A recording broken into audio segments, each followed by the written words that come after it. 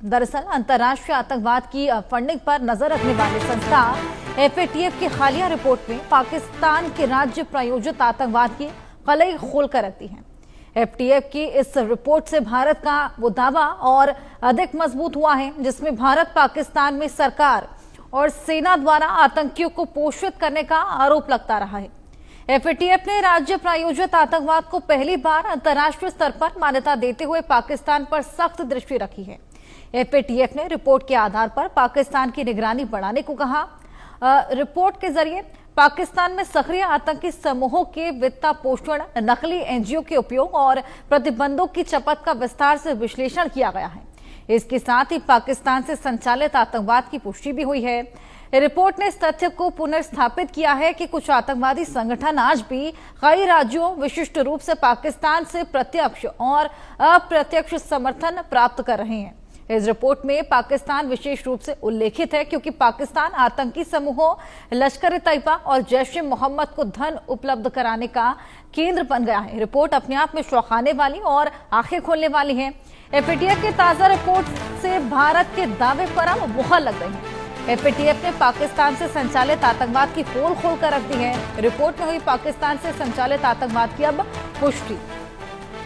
पाकिस्तान राज्य प्रायोजित आतंकवाद का वित्त पोषण दे रहा है।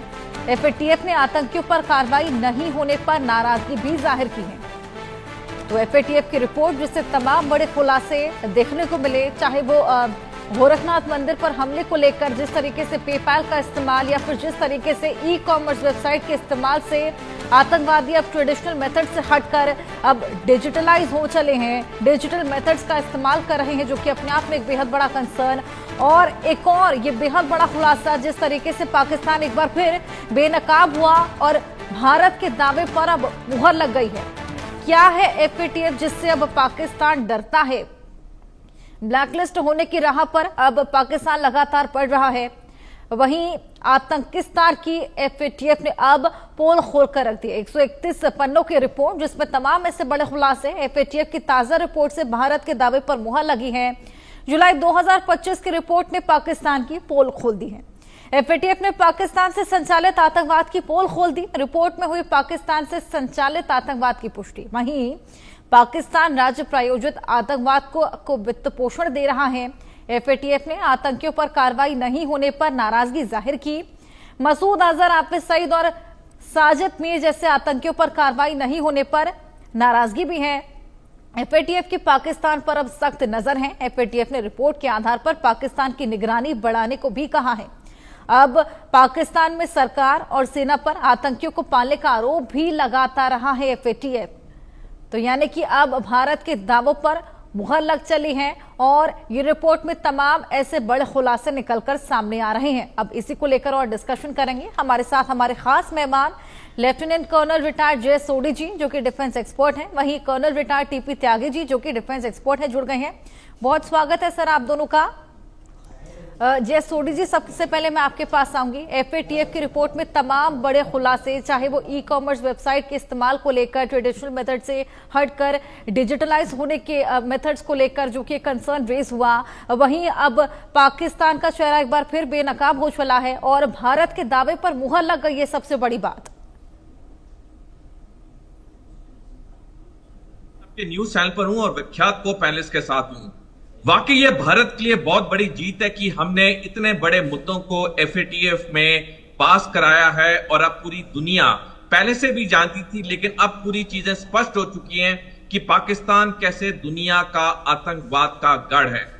लेकिन हर्षा जी, अभी हमें देखना होगा कि एफएटीएफ करता क्या है। देखिए, करनी और कथनी में फर्क नहीं होना चाहिए। उन्होंने ये चीजें, ये मुद्दों को जो भारत ने बहुत साल से उठा रहे थे, एफएटीएफ ने इंक्लूड किया है। लेकिन क्या एफएटीएफ पाकिस्तान को ब्लैक लिस्ट या ग्रे लिस्ट में डालेगा?